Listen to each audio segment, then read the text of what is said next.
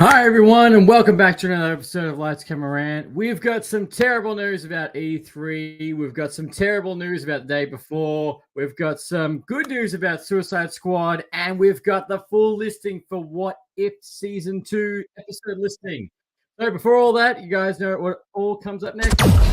Welcome to the Lights Camera Rant Podcast, your source for the latest on movies, TV shows, and video games. Get ready for ranting, raving, and reviewing.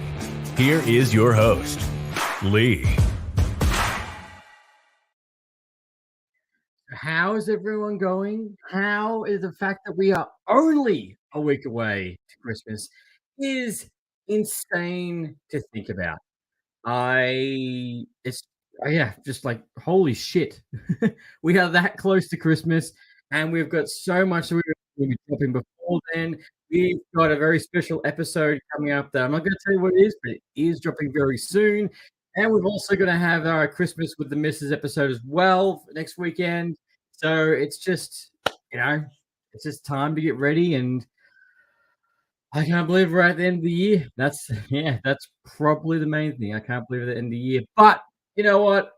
I would also like to say, if you haven't already, please go jump over to our good friend Film versus Film podcast. I got to guest spot on their podcast where we were looking at and comparing X-Men First Class to Prometheus, back to back, the good, the bad, the alien, and the ugly.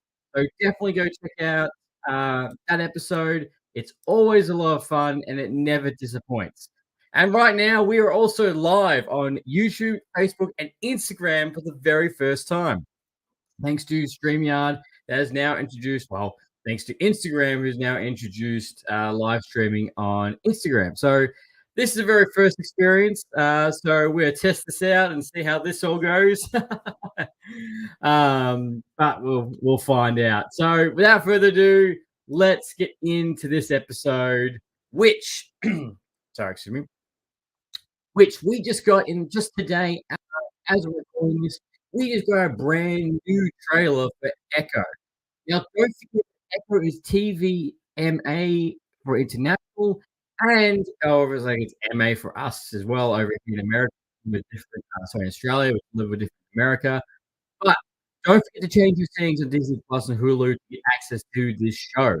So if you don't forget, this is coming on January the 9th, and all 5 episodes are dropping on the same day. Now, keeping in mind as well is that this will be under the new Marvel Spotlight banner. So the reason for the TVMA, this is going to be a lot more brutal. There's going to be more blood. There's going to be a little more action, all into this. So definitely, look, it's funny how I say this because I did make a poll over on YouTube and saying which show are you more excited for, and the results were interesting. So I thought it might have been a little bit of half and half. I was totally wrong. 97% picked What If as their more excited show for compared to Echo, which to me, it's a little bit iffy, a little bit, depending how it's going to be. Obviously, no one obviously after Hawkeye, there was an audience, but before Hawkeye, no one was clamoring for, oh my God, I need an Echo TV show. I need this now. But no, we are getting it. And What If is right around the corner as well. So that is dropping on the 22nd of December. And Marvel just released the episode listing. So, which I have here right for you, is that episode 1, Nebula joined the Nova Corps. Interesting. Peter Quill is taken Earth's Mightiest Heroes. Okay, yes. Captain Hogan saves Christmas, which we can align in the trailer. Iron Man crashed into the Grandmaster. I'm interested in that. I think that was very well in the structure. Well, when they were writing Endgame, originally Iron Man was going to go to Asgard. That was the first draft of it. Obviously, they changed that, so that will be interesting. Captain Carter fought the Hydra Stomper. That was the last scene that we saw in the first season. So I'm glad they're going to be continuing that. We've also got a brand new hero that they have made for the MCU called, I'm going to butcher this terribly. Hori Kahoriai? I butchered it terribly. But reshape the world. So this is a brand new character that has just been for the What If season into the MCU. So very interesting to see what her powers are going to be. It looks very interesting from the trailer and how it's going to be all checked out. But that is that episode. We've got Hela fighting the Ten Rings. So Hela will be versing um, the Mandarin. Oh my god. The Mandarin and the Avengers assembled in 1602, and Strange Supreme intervened. Now, obviously, Supreme Strange was one of the highlights from the very first season, so I'm very curious to see how that is going to shape up in the season. And as a Christmas special, every single episode will be dropping every single day leading up to Christmas. And What If seems to be a lot more people excited for that. Like Echo, which is fair enough reason. Interesting, no, because I know What If wasn't everybody's favorite. A lot of people did say they didn't like What If because of the style or because of the acting. So I'm very curious to see how this new season will go. 'Cause to me personally, I liked What If the first season. Yes, it did have its problems. Some episodes were a little bit lackluster, but I didn't think it was the end of the world. I didn't think it was the worst. So, uh, yeah, I didn't think it was the worst. So I thought, well, it wasn't that bad. There's been a lot. It's a lot better than Ant-Man Quantumania straight. But also we got another Marvel confirmation for next year is that we're getting 3 animated TV shows that we're going to see on Disney Plus. The first one is X-Men 97. Obviously, this is a sequel to the original X-Men 90s cartoon series, we're all excited for, and I can't wait.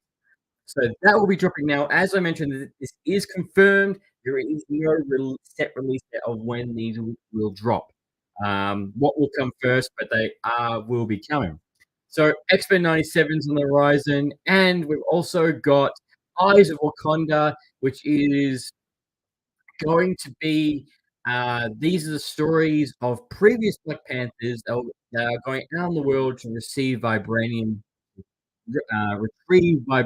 weapons across the globe. This is also going to be written by Ryan Coogler, who has directed Wakanda, Black Panther 1 and 2, so he's very heavily in this project. I'm very curious to see art style, how this is going to look. Obviously, as always mentioned, I like Wakanda Forever. I think they did a great job given the circumstances, but that is coming next year as well. I'm all for it. I can't see anything bad about this. It's just I'm more curious about the animation style. Another one is Spider-Man Freshman Year. Now, originally when this was announced, it was called Spider-Man Freshman Year. This would be basically Tom Holland's story and view of how he got bitten by a spider, and a slight retelling, if you will, into how that's all going. How it's a slight retelling of the story.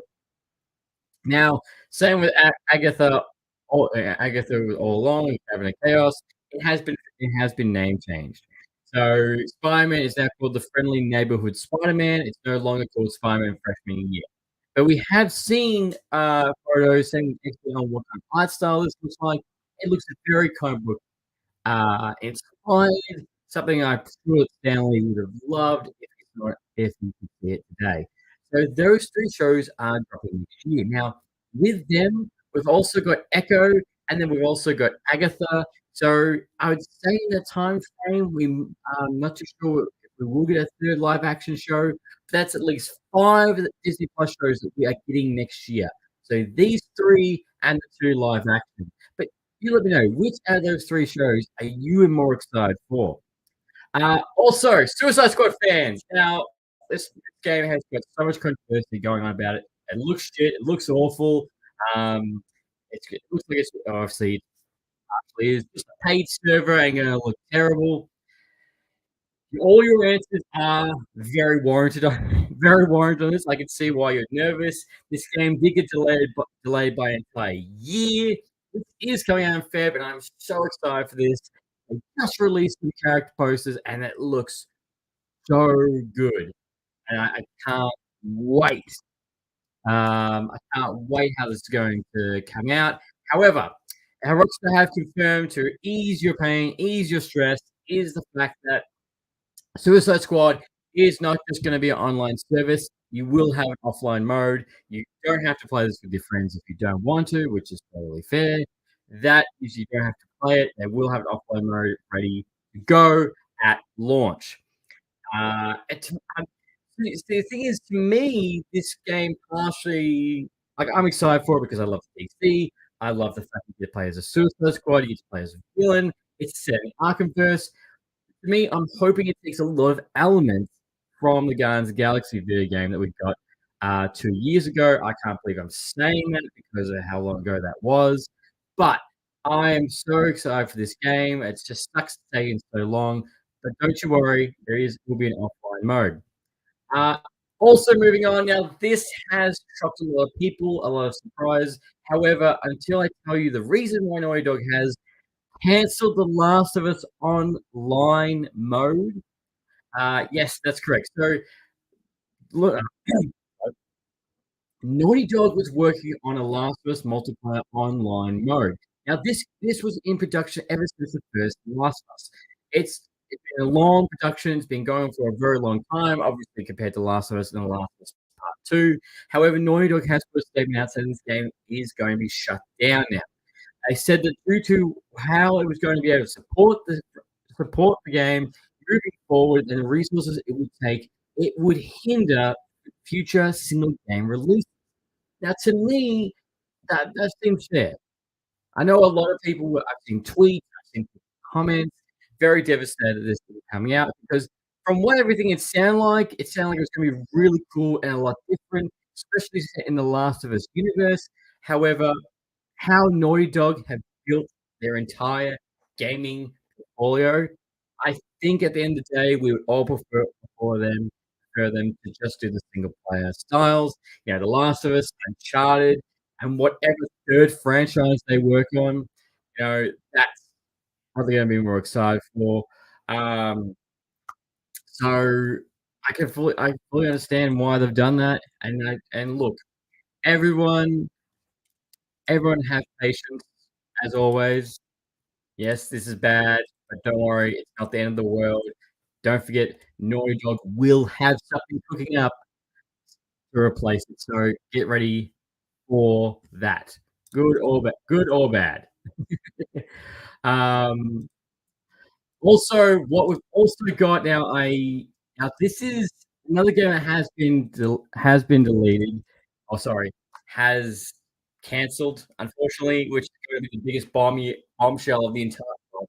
Feels like the biggest bombshell of 2023 is the day before has been canceled. Not only has it been canceled, the entire, uh, developer has shut down. For a game that has been delayed multiple times and is, you know, first I looked alright, we got the gameplay trailer a few years ago, it looked good, I'm excited for it, like, that, Tom Clancy's Division mixed with zombies and infection, there's COVID, but no.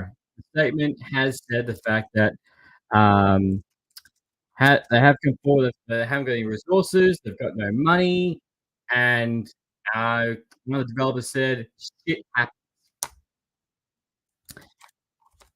Uh,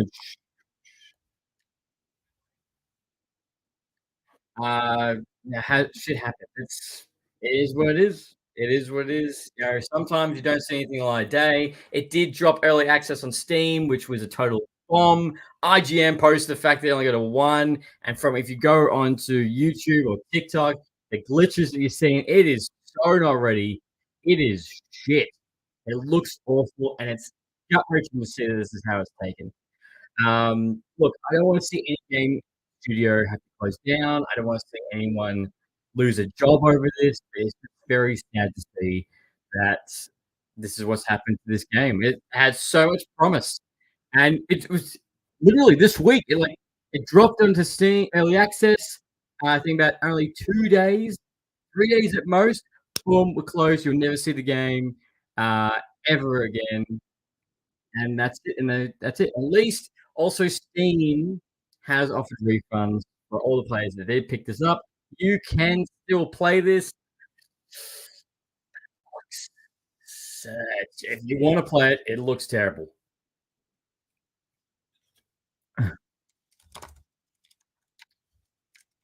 Uh, it's warm and it's summer. But yeah, anyone who's was looking for the day before, I'm sorry to disappoint. Now, also, we got a brand new trailer for a game that is coming out in 2025. This game is called Mouse. Now, I did a trailer reaction for this game just this week because I was totally blown away by the gameplay trailer. So, if you've ever wanted a Mickey Mouse first-person shooter, this is this is the game that you want. So it's noir. It's called Mouse. It's not based. It's very similar to Mickey Mouse, but not Disney. But you obviously you go into you go take on the mob. It's very cartoonish. It looks so cool, and this is something you definitely want to pick up and play. It is very unique, and it is my indie pick for 2025. Now, definitely go check out the trailer. It's just something a little bit different. It does suck that it's until 2025. It is only launching on Steam and PC for its first launch, but I have no doubt, depending on popularity, it will flood to every other console, very similar to what's happening to Hypercharge, which I'm still waiting for the release date for that. So yeah, definitely go check out the trailer for this. Check out a trailer reaction. It's 1920s. It's noir, first-person shooter, cartoon in a 3D world, and you're going to love it. So that's also so. And then we've also got some very terrible news, which I was so surprised, which I think the entire gaming community was also shocked by, was the fact that E3, E3, E3 has canceled. It is done. It's all over. It's end of 2 decades is done. It is all done. So, you know, what can you do? You know, what can you do? It's it's just terrible to see that after 2 decades that this game has just that's it, all over Red Rover, you know? It's I it feels like I went to the last good one in 2018 when all 3 franchises were there, and nah, it's just all done and dusted. Something that was, people were looking forward to it. It was a gaming event of the year. This is where you drop your trailers. This is where you go. This was everything. And no, that's that's how it is. And I am really blurry. Um, yeah, it's just all over. And I don't know why, and it's just all done and dusted. So, uh, what can you do? I just feel like every game industry at the moment, they are doing their own thing. They're doing their own events. Yeah, PlayStation, Xbox, they're just doing their own thing. The gaming awards. So it's just really sad to see that this is the end of an era. Just to be told, it is end of an era.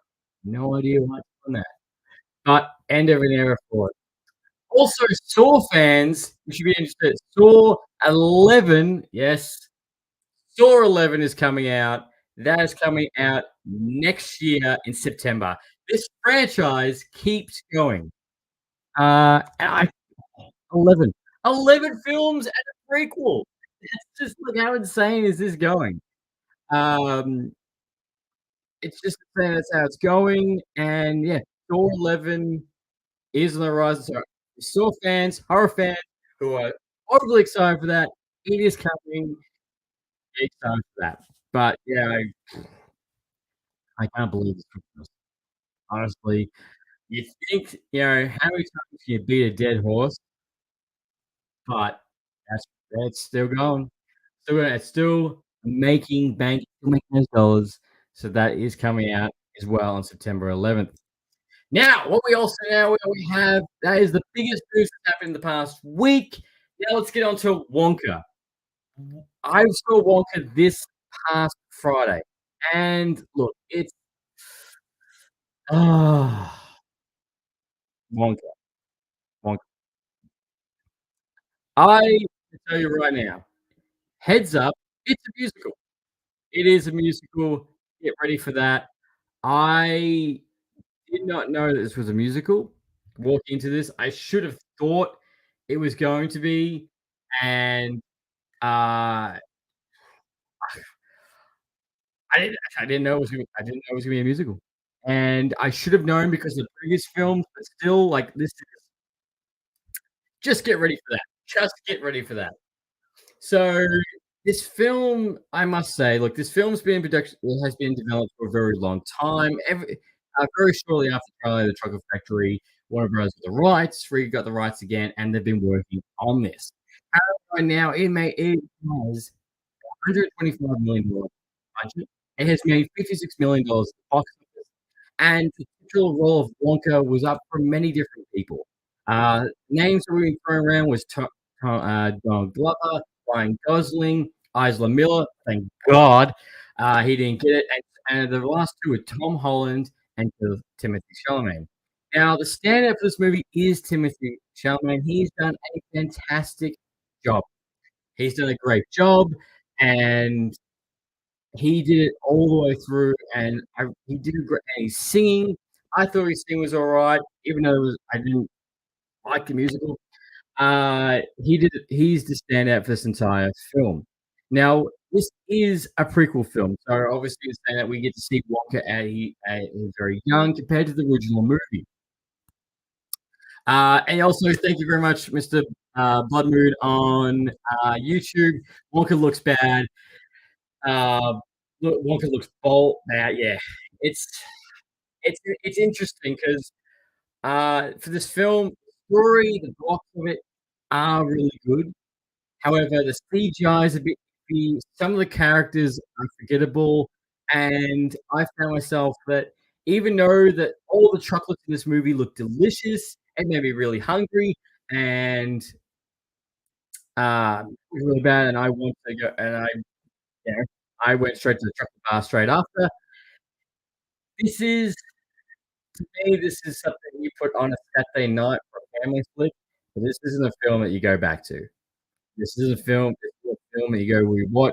If anything, this made me wanna go back and rewatch the first film or even Charlie and the Chocolate Factory.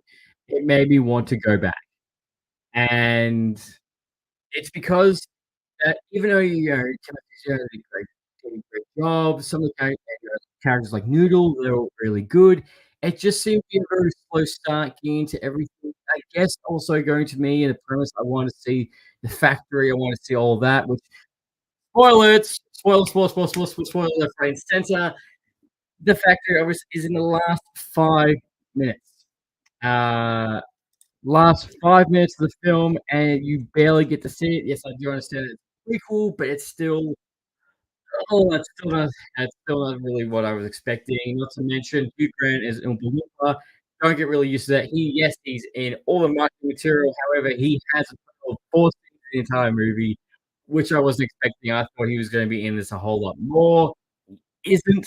It's also funny because Hugh Grant did also mention the fact that, uh, he he didn't really like doing the CGI. He thought it was a bit of a struggle, and he was not his, cup of tea at all. Oh my god.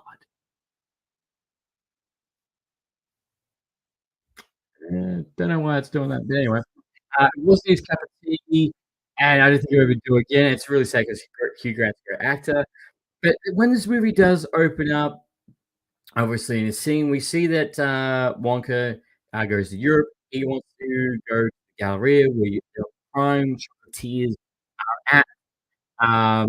Which is, Arthur Slugworth, uh, producer and Krugeroo. Now um, these characters, play as the evil chocolatiers and this, chocolate cartel, where essentially chocolate in this world is essentially drug money. Essentially drug money is what's going to be used um, to pay off the police, pay off everyone else, and you find that they're diluting the chocolate and only give the pure chocolate to bribe everybody. Which I was like, "Oh, okay, all right, a little bit darkish going into that." But they always say they don't like Wonka because of the fact that he makes great chocolate, and you see it. He's passionate for making the chocolate, the unique every piece of chocolate is from. He's got this little suitcase that shows you how he makes the chocolate and how wonderful it is. That part is great. That is pure imagination, which there are songs like "Come With Me" that is in this. So there is a few hints to the original film and a next one as well. Uh, it goes really well. But it's just I found myself watching it like I don't know. I didn't feel like wow. Nothing was like, "Oh, that was really cool." Or "This is just wow, this is just like one of the best movies I've seen this year." This is something when I came out of the theater, I must admit, I walked down and went, I could have missed it. I could have missed it, and I could have just, not watched this because it just seemed a bit as I said, it was a bit slow start getting into everything, and then when you do probably about the halfway point, that's when it kicks into gear, when he tries to open his own shop. Tries going, tries to take up chocolatiers, and he's got his friends helping him. There is a really sad moment with his mum. That is one of the best parts and sad parts. You just seeing that his mum passed away. He was hoping the fact that, when he does finally open his chocolate shop, his mum will really appear and he'll feel that warmth. And when it originally doesn't, it doesn't go very well, thanks to um, thanks to some other people. Uh, very true, very true. Just find some parts like that doesn't make sense. Like for example, like his chocolate gets poisoned um, by one of the villains of the film, and the whole thing was like I don't know how she poisoned it when he has his own little factory of chocolate, so that doesn't really make sense. And something there are funny parts in the movie as well. I was still laughing, but at the same time, it just seemed like how can I put this? Making a prequel film without a lot of, like, structure and substance to it. Just highlight reel if you want to. It was probably more like a highlight reel to say the least. And look, don't get me wrong, it could very much be me because I'm not a big musical guy, but even if you take out the musical stuff, I still found it just a little bit bland compared to everything else that was seen this year. This was, nothing like, to me, like, I would say just take your friends, take your family, take your kids to go see it. It's probably more of a kids' film, if anything, but this will more inclined probably take you to go watch the original. Straight up, but that's nothing to do with Killing Australia. What could have made this film better to me is a better CGI, more leading into him creating his chocolate factory, because obviously that's a big thing, like, not just the last 5 minutes, because this is more about him opening a chocolate store opposed to opening the chocolate factory, into that, and obviously some of these characters you never see again, they're obviously in the second one, but that's you never see that again. But it is like that, and obviously, if you do like painting bear movies, you'll like this too, because it obviously one of the writers of the painting films has also written this as well, and it has a delicious how can I put it? Delicious coating, has a delicious feel, it's gonna make you want chocolate, but at the same time straight to streaming for me. And compared to, if Dune came out for Timothée Chalamet, to me, Dune would be the if you're gonna see a Timothée Chalamet movie this year, it would've been Dune. I have no idea how this was gonna look like with Tom Holland, let alone if it was gonna be Donald Glover or Isla Miller. Lucky it wasn't Isla Miller. Ooh, oh my god, yeah, with everything with him. Also, another standout, and now it's gonna stand out for this film, is the Chief of Police by Keegan. He is uh, really funny in this film, and you're going to love him. But yeah, it's just I don't know what took me. Yeah, it just took me away. The CGI took me away in the film. But again, if you are if you like all that stuff, you're going to like it. But to me, this would not be a highlight film of 2023, and it will mostly it's not a film I'm ever going to go back to and rewatch.